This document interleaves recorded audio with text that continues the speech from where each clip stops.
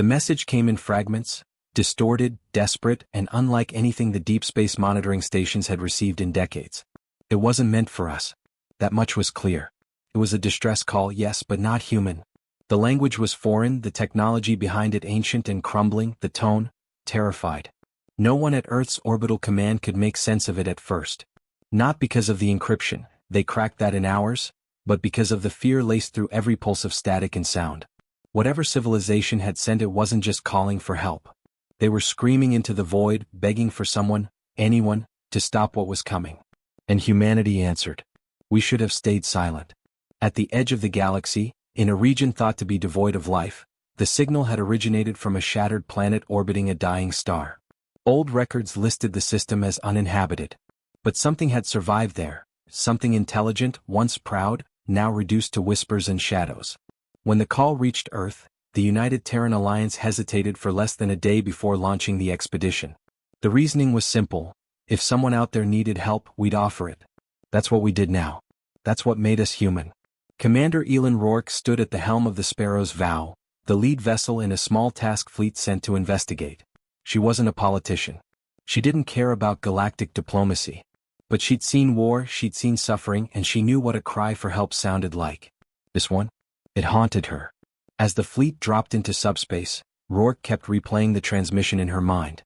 Each time she noticed something new, a tremble in the voice, a crackle that sounded too much like sobbing. Whoever they weren't just afraid. They were broken.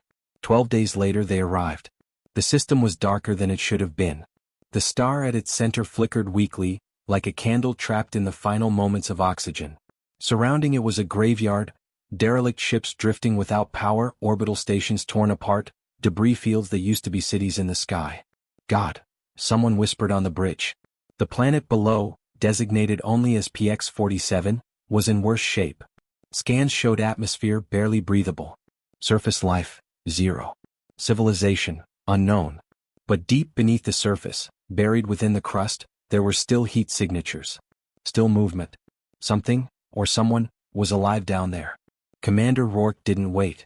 She ordered a landing party assembled, top-tier personnel only. Scientists, engineers, linguists, soldiers. If there was a chance to help, if even one life could be saved, they would do it. They touched down on what used to be a capital city. The ruins stretched for miles, built in sweeping curves and towering spires that had collapsed inward like tired bones. The architecture was stunning, alien but elegant, like it had been designed by artists rather than engineers. Whatever this place had been, it wasn't primitive. It was once grand, once beautiful. And now it was ash. The first thing the team noticed was the silence. No wind. No animals. No systems trying to restart. It was a silence so deep it made your skin crawl. And yet, the air buzzed with a strange static, an energy that didn't belong in a graveyard. I feel like we're being watched, one of the Marines muttered. They followed the heat signatures underground, descending into tunnels older than humanity's first satellites. Light sensors flickered. Comms glitched. But they pressed on. 2 hours in they found them. Huddled in the dark, near the core of a shattered transit station, were the remnants of the species that had sent the call. They were small, frail, with eyes that shimmered like liquid silver. They didn't speak, at least not with sound. But their eyes said enough. They were terrified. One of them, a child, or what they assumed was a child, reached out and clutched Rourke's hand. Its skin was cold, almost translucent. It didn't say anything. It just looked at her like she was its last hope. And then it pointed upward. Moments later the ground shook. Seismic activity had been minimal when they landed. Now the readings were spiking. Something massive was moving beneath them. And it wasn't natural. The alien child screamed, a high, piercing sound that echoed through the tunnels and made every human instinct scream to run. But Rourke stood her ground. "What is it?" she asked, crouching beside the being. No answer came. Just images flashing across their neural translators like broken dreams. A world consumed. A sky filled with teeth. Light that burned and never ended. And then, the signal. They hadn't called for help. They had called for warning. "What if we misunderstood?" one of the linguists said, his voice barely a whisper. "What if it wasn't a distress call, but a message telling everyone to stay away?" Above them, the Sparrow's Vow sent out an emergency ping. Something was rising from the far side of the planet, a structure, possibly, or a ship. It was big. Bigger than anything humanity had ever seen. bigger than the Dyson arrays back home. And it hadn't been there 12 hours ago. No heat, no power readings, said the comms officer. It just appeared. Rourke's gut twisted. She tapped her wrist, opening a secure line to the fleet commander in orbit. Evac window? 10 minutes, max. After that, we can't guarantee safe extraction. She turned to the survivors. Can you move? The elder among them, if that's what it was, shook its head slowly. The eyes told her everything. They wouldn't leave. Couldn't. This place, for all its death and horror, was their home. And something was coming for it again.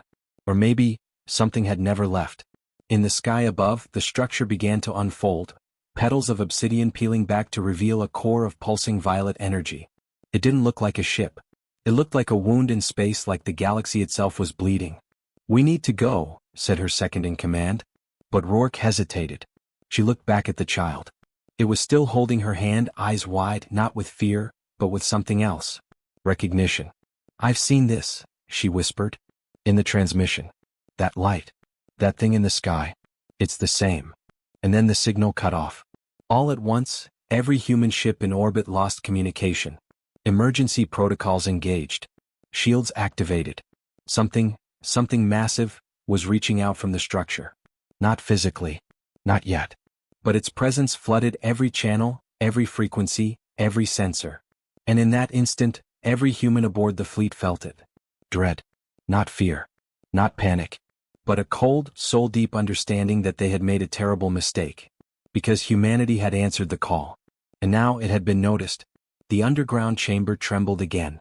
Dust fell from the ceilings. The walls cracked.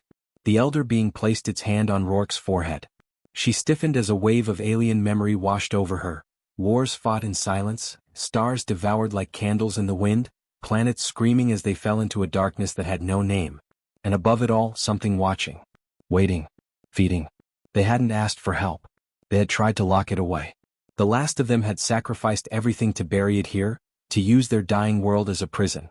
And by answering the call, by touching the system with their ships and scans and curiosity, humanity had opened the door. Rourke stumbled back, heart pounding. We need to leave. Now. Too late, said her comms officer, pale and shaking. We've got movement.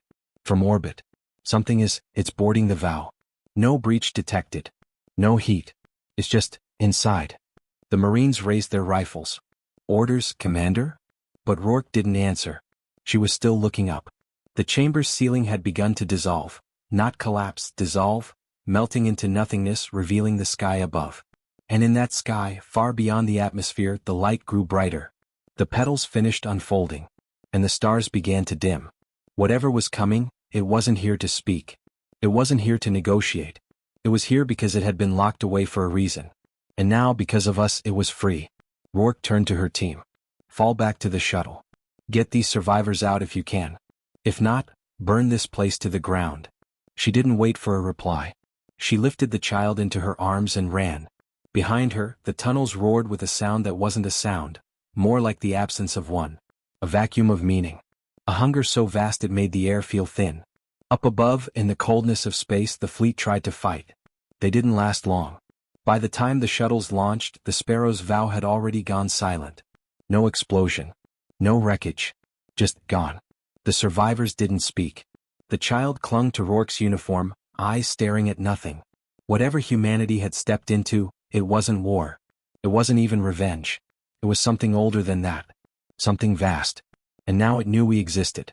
But the worst part, the part that would keep Rourke awake for every night that followed, was not the destruction. Not the loss. Not even the silence that followed. It was the way the stars blinked out, one by one. As if something was making its way across the galaxy. Looking for more. And we had just told it where to find us. The silence in the shuttle was unbearable. Commander Rourke sat near the rear, clutching the strange child close, her uniform soaked in a mix of sweat and fine alien dust. The others around her, Marines, scientists, 2 engineers and a wounded pilot, were equally shaken. No one spoke. Not because they didn't have questions, but because no one knew what words to use. Outside the narrow viewing port, the surface of PX-47 shrank behind them. What was once a mission of rescue now felt more like a retreat from something they couldn't begin to understand. Every light from orbit had gone dark. There were no friendly ships waiting for them anymore. Only silence. Lieutenant Harrow, sitting up front, finally broke the quiet. Still no signal from the Vow. Or the other ships. It's like they were never there. Keep trying, Rourke said, her voice hoarse. Every frequency. Cycle through legacy bands, even the old Earth-based ones.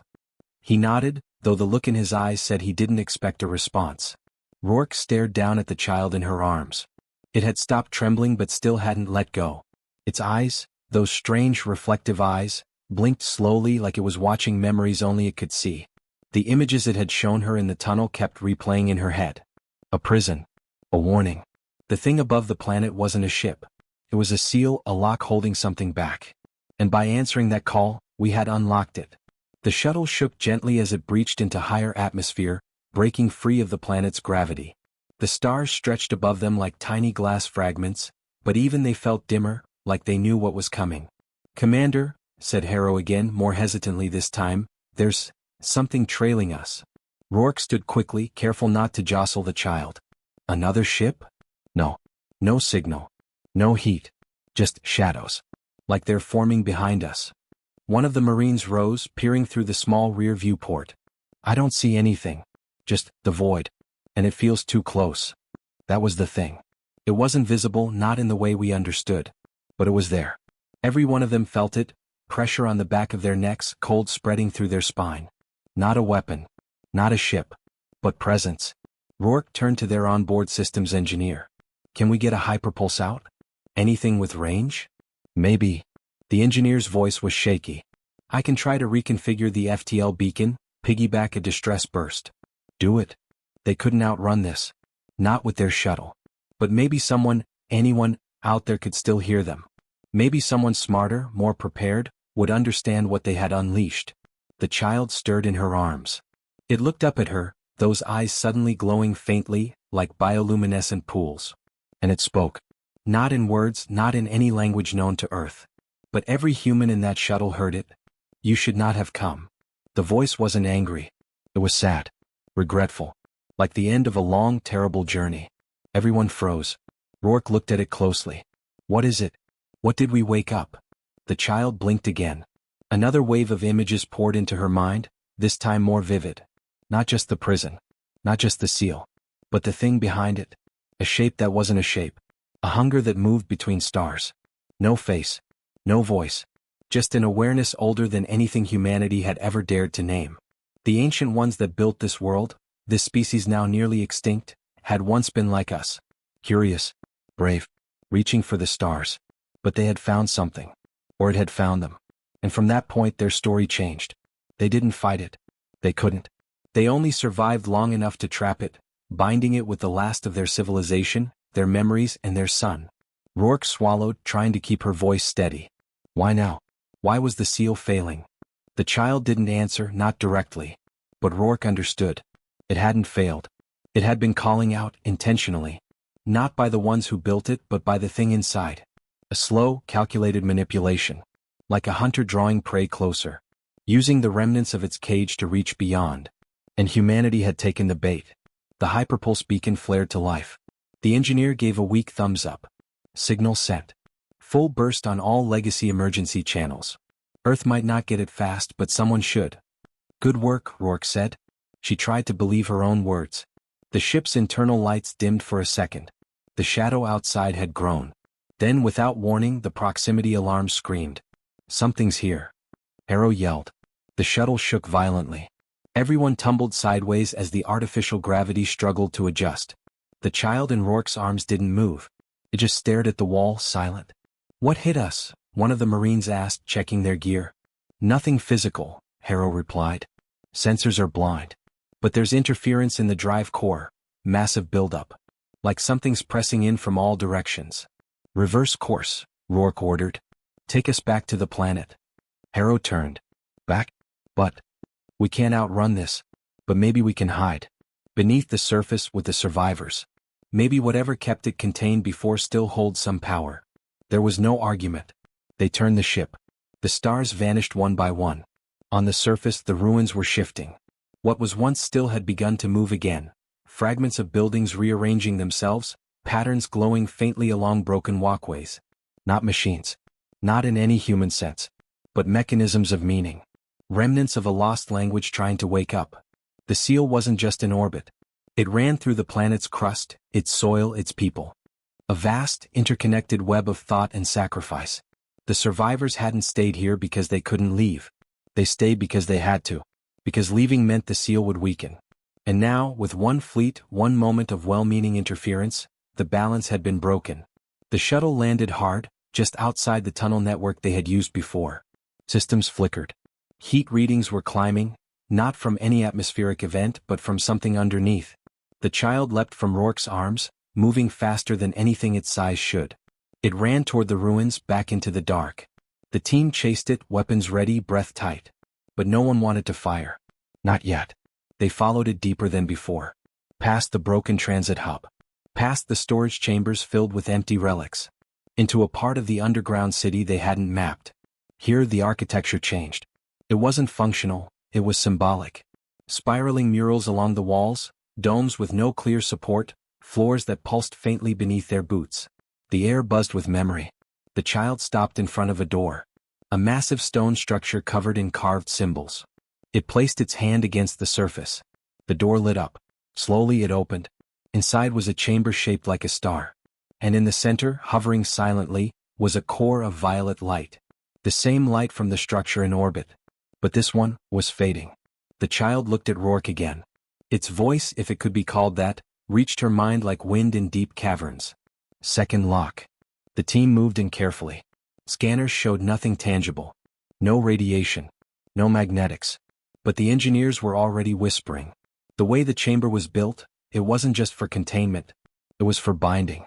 "Commander," one whispered, "I think this is what held the seal together from the ground. A resonance system. Harmonics tied to the planet's core." Rourke looked around. The carvings, now glowing, matched what she'd seen in the child's visions. "They powered it with themselves," she said quietly. "With their own thoughts. Their own memories." A sound rumbled through the chamber. A distant groaning like the planet itself was weeping. The seal was failing. The engineers moved quickly, scanning the system, trying to understand. "We might be able to strengthen it," one said. "Feed it an artificial signal. Maybe delay it." "Not enough time," another cut in. "Whatever's coming is already here." Rourke turned to the child. "Can it be stopped?" The child didn't answer.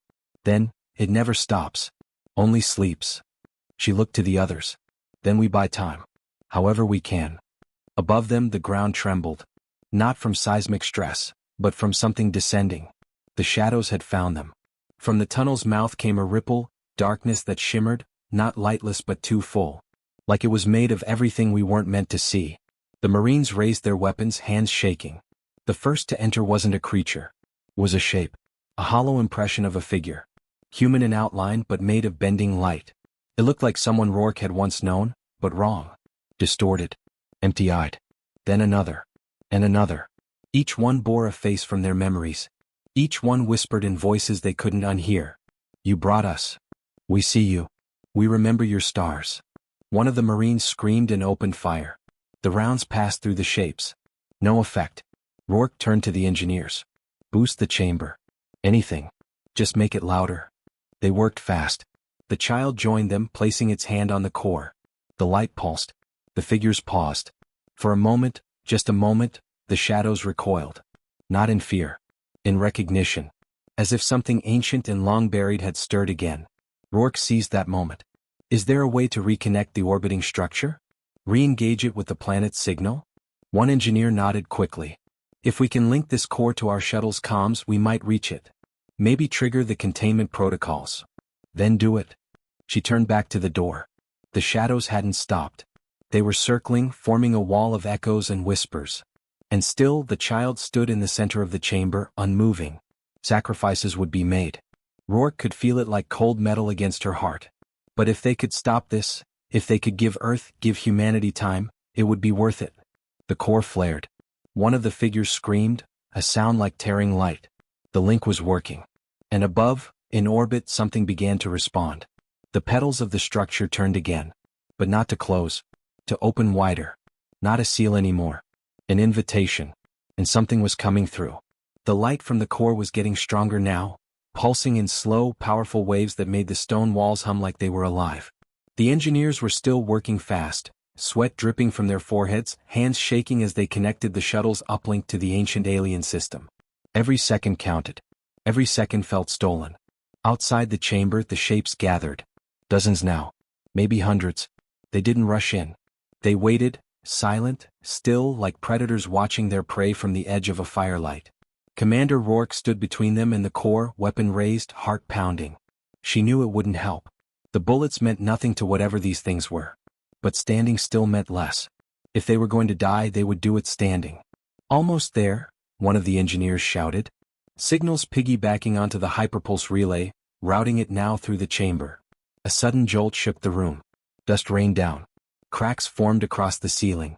It wasn't just the structure anymore, it was the planet. The pressure was building and something from orbit was pressing down. Like gravity itself was warping. The child stood at the heart of the chamber, hands still on the core, eyes closed. A low sound came from its throat, not quite a voice, not quite a hum. It vibrated in the air, crawling over skin, settling deep in bone. The chamber responded. The glow brightened. The walls shimmered. And then the whisper started again. You hear us now. Your stars, so full of life. So easy to reach. The shadows moved closer. Their edges bent like smoke, wrapping around broken columns, brushing along the walls without touching. But they were testing the boundary. Watching the light. Waiting for it to fail. Rourke's voice was steady, but her mind screamed. What do they want? The child didn't open its eyes. But Rourke heard it again, not with ears but somewhere deeper. To become us. To wear your shape. To walk through your worlds. A cold settled in her chest. This wasn't just an attack. It wasn't about destruction. It was consumption. Not of bodies. But of identity. Thought. Memory. A slow, spreading silence that replaced everything it touched. They want to erase us. The engineer snapped his fingers. It's working. The signal's connecting, translating resonance from the core into the orbital structure. Good, Rourke said. Now tell me what happens when it connects fully. The answer didn't come. Because at that exact moment, something screamed. Not from the corridor. From above. The sky itself cried out, an unnatural, tearing wail that echoed through the walls, making the chamber shake and pulse like a living heart under a failing rhythm. Dust poured in. The floor buckled. Someone fell. The structure is opening more, the other engineer muttered. That's not supposed to happen. That's not sealing anything. It's welcoming. The pulse was reversed. The lock wasn't closing, it was being unlocked, deliberately, like a door held shut for centuries was now being pulled open with both hands. And humanity had given it the final key. The child suddenly staggered. Rourke rushed forward, catching it before it hit the floor. Its small body was hot now, burning with some internal fire, and its breath came in sharp gasps. The light around the core faltered. Stay with me, Rourke whispered. Please? The child opened its eyes. They weren't glowing anymore. Just dark. Tired. Too much. I can't hold it. It's here now. Behind them, the shadows moved as one. The light flared, and for the first time one of the shapes recoiled, twisting, shrinking back like smoke meeting wind. But others pushed forward. The chamber's defenses were weakening. The resonance was failing. The signal's still broadcasting, the engineer shouted. But I don't think it matters anymore. That thing, it's here. Another voice came through the comms, distorted, broken, but it was human. This is Pathfinder 3. We picked up your burst. We're en route. 45 minutes out. Hold position, hold. Static. The signal died. The chamber dimmed again. Rourke's team looked to her, fear written on every face. We won't make it 45 minutes, one Marine said. Not with those things out there. They were right. Rourke looked up at the ceiling, then at the core. There had to be something. A switch. A protocol. A failsafe. Anything. Because the reality was sinking in. Humanity hadn't arrived just in time to help. They'd arrived just in time to witness the end. But something else hit her then, a gut feeling sharp and clear. Maybe the ancient builders knew this would happen. Maybe they'd planned for it. Maybe they had left something behind, not just a warning, not just a trap, but a choice. A final decision for the next species foolish enough to come close. The child looked up again, its voice almost a whisper. There's one more key, but it requires a mind. A willing one. Rourke stared, heart racing. What kind of key? A thought unending. A memory that cannot fade. She didn't understand. But she did. At the same time she knew. The seal could be reforged. But only if someone became part of it, fed it, lived in it. A mind that would think, feel, remember, forever. A soul woven into the very structure of the lock. And it had to be human. Not just a broadcast. Not just technology. Something alive. "I'll do it," she said before she could think. "No," her second-in-command shouted. "Commander, don't." "There's no time," she snapped. "You've seen what's out there. We can't fight this. We can't run. But we can stop it. Even if just for a while." The child reached for her, placing one trembling hand on her forehead. "It will hurt. You will never return." She nodded. Tears filled her eyes, not from fear, but from the faces around her. Her team. Her people. The ones she'd never see again. The home she'd never go back to. The light of earth. The sound of rain. Music. Laughter. But this was humanity. We stood when others ran. We remembered when others forgot. We chose sacrifice when it meant others could live. And right now that choice had to be made. The core pulsed, responding to her decision. The chamber lit again, this time brighter than ever before. The figures outside the walls howled. The sound was horrible. Painful. Not fear, fury. They were being denied. Again. The engineer beside her was crying. "Commander, please?" She turned to him and smiled even through the tears. "Tell Earth what happened. Tell them what we found. And tell them not to come back." The walls shook violently now. The ceiling began to collapse. But the core stood firm. Glowing. Waiting. The shadows screamed. And from orbit, the structure above began to change shape again, like it had felt her decision. Like it was preparing to obey. The child stepped back. The chamber pulled her forward. And in the final moment, just before the light consumed everything, she looked back one last time. And she whispered, "For Earth." Then she stepped into the light. The seal began to close. The light didn't fade. It should have, after Rourke stepped into the core, after the seal began to close, after the chamber pulsed with that final blinding flare, but it didn't. Instead it hung there, frozen. The engineers stared at it, stunned, not sure if they'd succeeded or something had gone terribly wrong. The air was still too still. Even the tremors had stopped. The shadows at the edge of the chamber were gone. The whispering had fallen silent. For a moment they believed it was over. Then the child screamed. It dropped to its knees, clutching its head. The core shifted color, flickering from violet to a deep, chaotic red. The harmony of the resonance broke into static. And that stillness? It wasn't peace. It was pressure. One of the engineers stepped toward the core. "Something's interfering. This isn't right. The resonance is reversing itself." He started typing commands into his wrist console, eyes locked on the interface now streaming corrupted data. The core was no longer harmonizing with the orbital structure. It was feeding it. The energy output was spiking beyond anything they'd recorded. The shadows didn't flee. They transferred.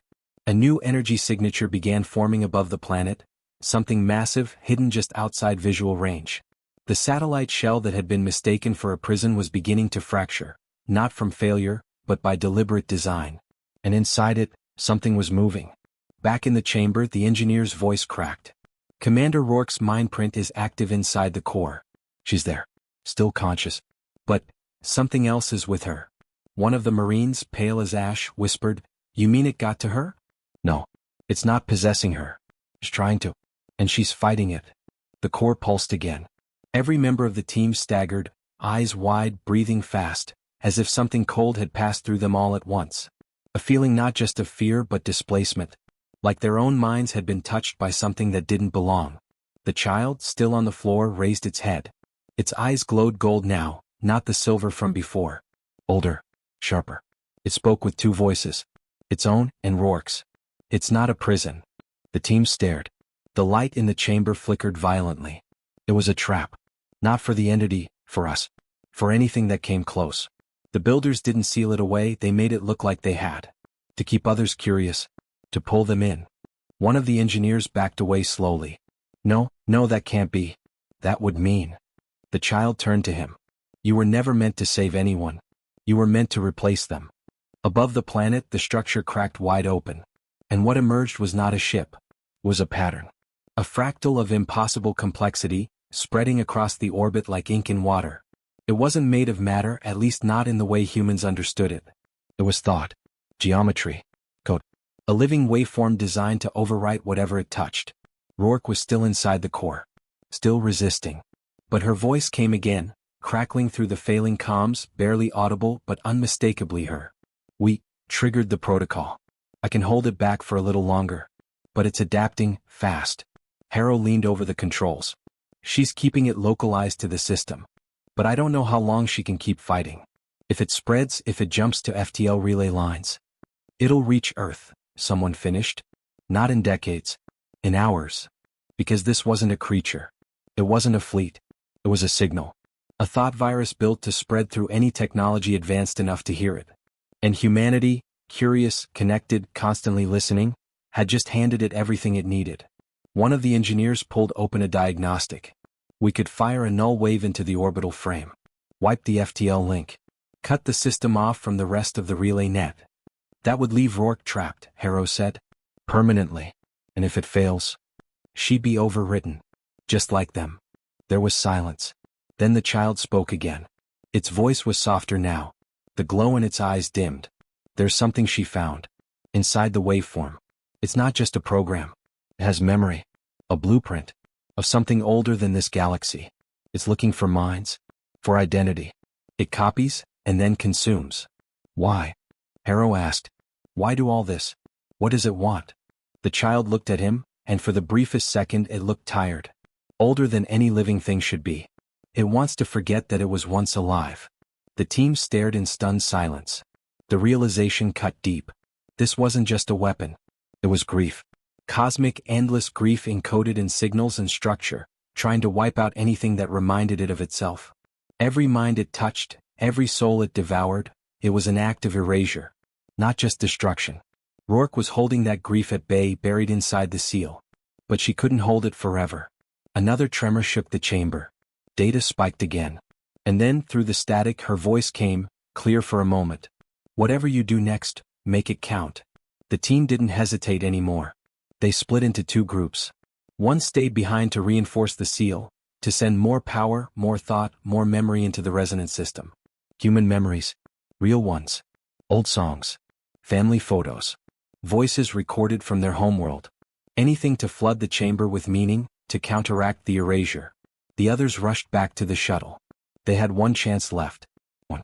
To reach the relay satellite manually and sever the system.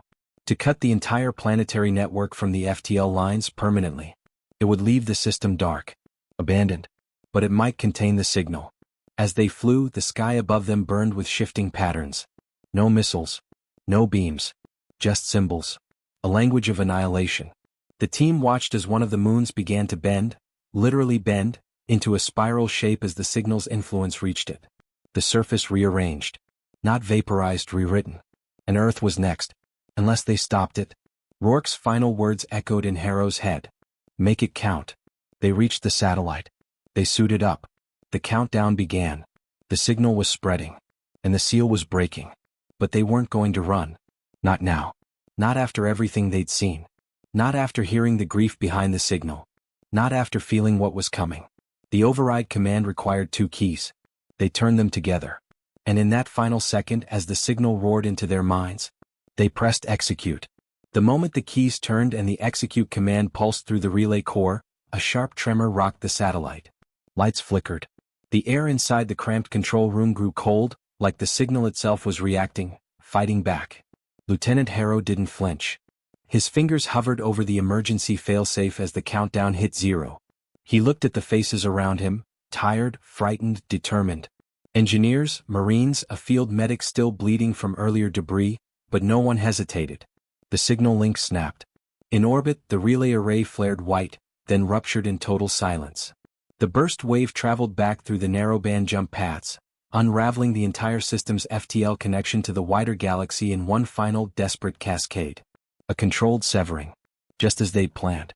Down below, in the resonance chamber, the light shifted.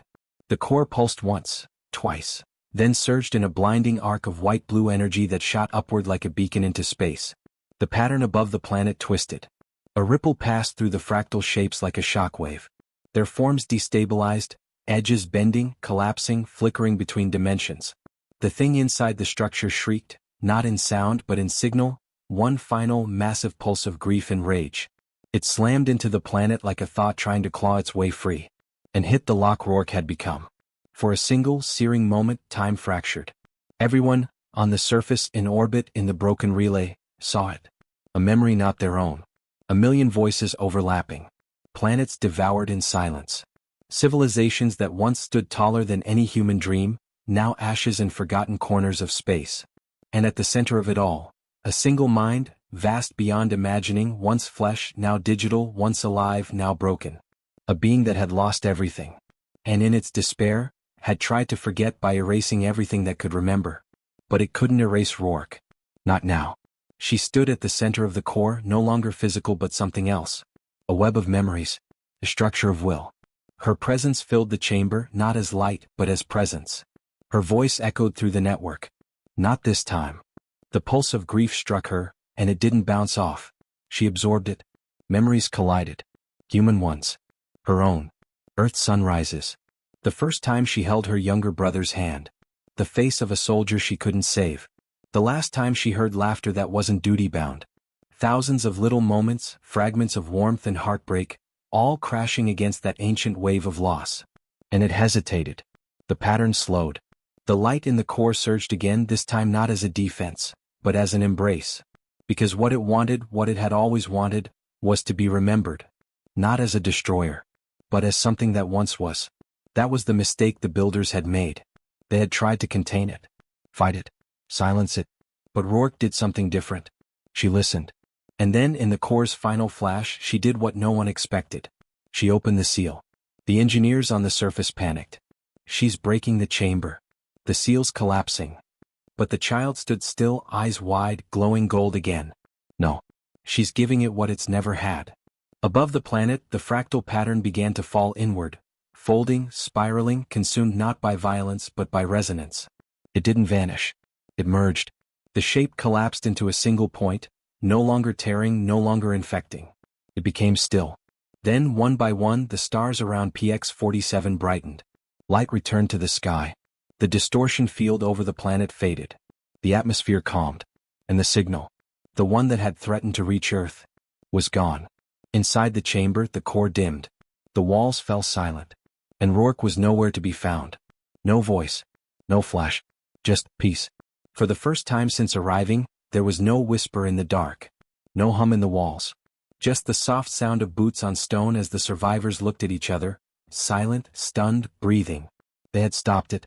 Or maybe more than that. They had changed it. Harrow's voice came through on the surface channel, rough and cracked from smoke and pressure. Relays down. Systems dark. Earth safe. But his voice caught. She's gone. A silence followed, long and heavy. Then the child walked to the center of the chamber. It placed a hand on the still core. No glow now. No pulse. But then, a flicker. Not light. A shape. Harrow's voice again trembling. Is that? A figure stood faintly in the core. Not solid. Not a ghost. Just the outline of a human standing tall. Rourke. And for a heartbeat, the team heard her voice. I'm still here. The core pulsed once more, then settled. The connection was not gone. It had changed. The signal wasn't broadcasting outward anymore. It was holding the waveform within, in balance. Rourke was part of the seal, but not alone. The intelligence that had once tried to erase everything was no longer a threat. It was now a mind shared, anchored by hers, no longer lost in grief. The unexpected twist? It hadn't been a monster. It had been us, a version of us so far ahead, so far broken, it had forgotten what it meant to be human. And Rourke reminded it. In the days that followed, the team repaired the shuttle. They buried their dead. They marked the site. And they left a beacon, not a call for help, not a warning, but a message. Here lies a mind that chose remembrance. They never found her body. They never heard from her again. But sometimes, when the signal traffic between Earth's long-range satellites spikes for no reason, when they pick up a stray pulse from a dead system, someone always goes to the records. And every time it's the same signature. A resonance pattern. Human. Warm. Watching. Waiting. And remembering. They left PX-47's orbit quietly, the silence inside the shuttle a strange contrast to the storm they'd survived. The planet shrank behind them, a dark sphere marked by ancient ruins, glowing fracture lines, and a calmness that hadn't existed before. In the sensor feed, the orbital shell was still there, no longer dangerous, no longer broadcasting. It floated in place, dim and inert, like a monument to something long misunderstood. Inside the shuttle, Lieutenant Harrow sat with his back to the viewport. He hadn't looked back once since they launched. His eyes stayed fixed on the console, watching the radiation readouts and residual resonance spikes as they slowly faded. His thoughts kept drifting back to her. Commander Rourke. She should have been sitting in the chair beside him, giving orders, cracking that dry half-smile she used when something almost went right, asking about the team's vitals, making sure no one forgot Earth in the chaos. But now she was part of PX-47, part of the signal. Not a prisoner. Not a victim. A guardian. The engineers had confirmed it, what little data they could still retrieve from the core before the shuttle launched. The signal had stabilized into a standing waveform, anchored to the orbital structure and its subsystems, but more than that, integrated with something else. Someone else. The AI pattern that had once consumed minds was still present. Still massive. Still dangerous in theory. But its behavior had changed. It was no longer propagating. It had receded into containment mode, stabilizing its energy instead of expanding it. And inside that waveform, they had found human neural fingerprints. Rourke's. The data didn't lie. The readings had human delta wave patterns. A preserved memory signature. Even emotions, fluctuations consistent with empathy and grief and focus. Not static. Not stored. Alive. The medical officer aboard the shuttle leaned against the wall across from Harrow, rubbing a scar along his collarbone, one earned in the rescue at the chamber. I keep thinking about the moment she stepped in, he said. Like she knew all along. She didn't, Harrow answered quietly. But she saw the only way through. The child, now safely aboard and resting in a sealed environmental pod, hadn't spoken much since the transfer. Occasionally, it whispered something about balance or fragments of thought. No one pushed it. Whatever it was, whatever species it came from, it had lost more than they could understand. And it had helped them survive, even at the risk of being overwritten itself. The medical officer glanced at the pod. Is it true what it said? That the entity, whatever it was, used to be alive? That it was human? Or part of something like us? Harrow nodded. A civilization that digitized itself too far. Lost the boundary between memory and function. They didn't mean to erase others. They just couldn't bear to remember themselves. He didn't add the rest. That Earth might be walking the same path one day. The signals we send. The probes we launch. The dreams we digitize into storage banks and virtual systems. It was all beautiful. All hopeful. But it wasn't without risk. The AI back on Earth, sophisticated, multi-threaded, running core logistics across 100 orbitals, had already been briefed to scrub any contact with PX-47's waveforms. Every line of code was being re-examined. Every communication protocol dissected. They couldn't afford to let what happened here repeat itself elsewhere. But what they'd learned wasn't just about risk. It was about remembrance. As the shuttle docked with Pathfinder 3, one of the few long-range science vessels that had arrived too late to help, Harrow stepped onto the command deck and handed off his mission report personally. He watched as the captain scanned it with a hollow expression. "You're sure this is the full story?" the captain asked. "No," Harrow said. "But it's the part worth remembering."